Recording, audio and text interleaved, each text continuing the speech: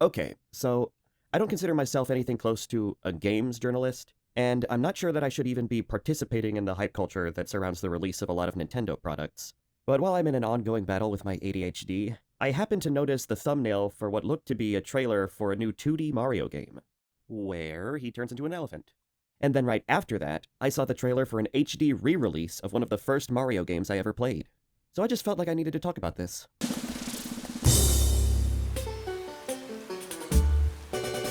Part of my intrigue at the announcement of Super Mario Bros. Wonder, which, I keep wanting to say Super Mario Bros. Wonderland, it just feels right, was with how this game seems to be trying to differ itself from the new Super Mario Bros. Series.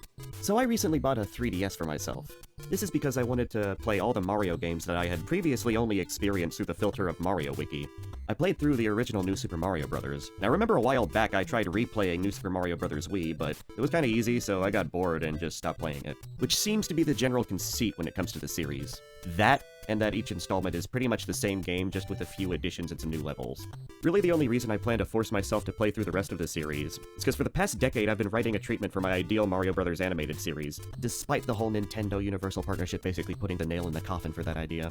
But anyways, having replayed Super Mario World a couple of months ago, and having it fresh in my mind alongside my playthrough of New Super Mario Bros., I became particularly fixated on this one design change in the trailer for Mario Wonder that will have a significant impact on the experience of the player. There's this thing in all kinds of art, from cartoons to movies to theater, where if you have a character and being able to see what they're doing or how they feel is important to a scene, they should angle their head and body towards the viewer. This lets you in more on their emotions so you can share their experience. Seeing something from the side is for when an action or emotion is strong enough on its own, and facing the camera is reserved for when you really want a strong emotional reaction.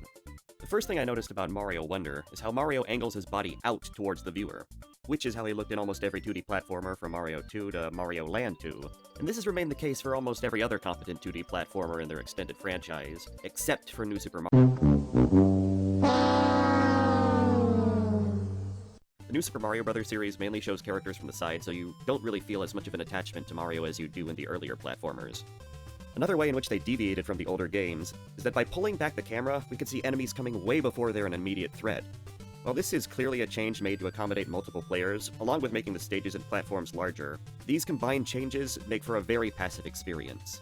In the older games, the camera is tightly focused on Mario. It moves whenever he does, so we feel like we're the ones moving, and in turn that we're the ones dodging enemies and narrowly landing on platforms. But while this trailer shows markedly improved visuals, we won't know until it comes out if the gameplay is significantly improved. I'd also like to mention that while Super Mario World is supposed to be easier than the other 2D platformers that I haven't technically beaten, playing it recently I found that some parts were genuinely challenging. That is, when I wasn't using Yoshi, or the Cape Feather to skip past most of the level, because that thing is seriously overpowered. In fact, pro tip, if you suck at the game, you can trivialize everything by just going to the first level of the Donut Plains to keep stocking up on the Cape Feather. I am a touch peeved, however, because despite the fact they removed the timer, they still have the arbitrary life system, which Mario Odyssey that came out like 5 years ago, and Kirby and the Forgotten Land that came out just last year decided they both didn't need. While this won't speak to the quality of the game otherwise, easily the worst part of playing New Super Mario Bros. Was constantly having to hunt for lives.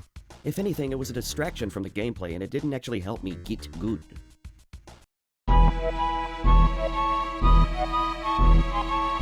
Like Mario Wonder, the announcement trailer for the remake of Mario RPG came just after I had been wondering what a remake of this game would look like.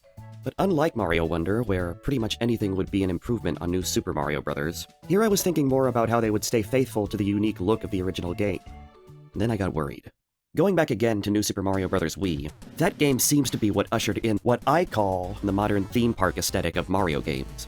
Along with this contemporary Mario mandate that said they can't alter the character designs to create original characters, this means the majority of Mario games, aside from Odyssey and the Mario Kart series, have adopted the same bland look of the New Super Mario Bros. Games. This pretty much crippled the Paper Mario series, and it robbed the Mario Party series of much of its previous visual variety. The latter especially was on my mind around the time of Mario Party Superstars, which includes remakes of a bunch of boards from the classic games and even the hub level from the original Mario Party game. It takes away a lot of what made them visually interesting. And thinking about Legend of the Seven Stars in the context of the other RPGs, even at their lowest point, they still had a unique art style for their main characters. The art style for Super Mario RPG was defined by the mediums in which they decided to portray it.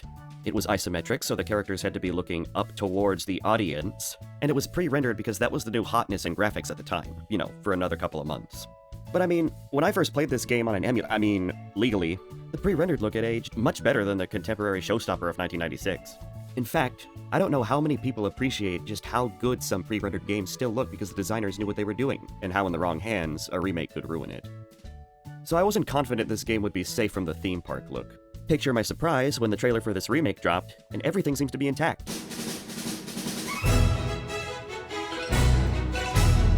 We got treasure chest blocks, we got shogunates, you got beeses, you got beasts, you got chained Kongs, you got great guys, you got spikesters, you got unique looking toads.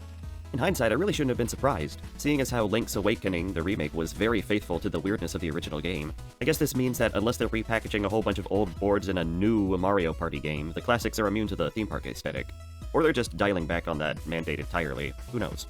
I do still prefer the look of the original game, mainly because the pre-rendered graphics combined with the 16-bit look of the SNES makes characters like Eurytovich and Balome look way better than if you had just seen their bare models. I don't know if it was a good idea to give this guy a cutscene, it doesn't make him look more intimidating.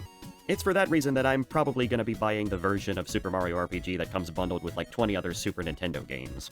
But to be clear, this game does look like it's gonna be good for all you, go-getters out there. You really get that, classic nostalgia binge going on. I will, however, be checking out Super Mario Wonderland if it's good.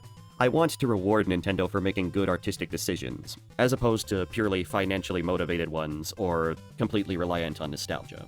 I'm also somewhat curious about what an elephant daisy would look like. Scientifically, of course.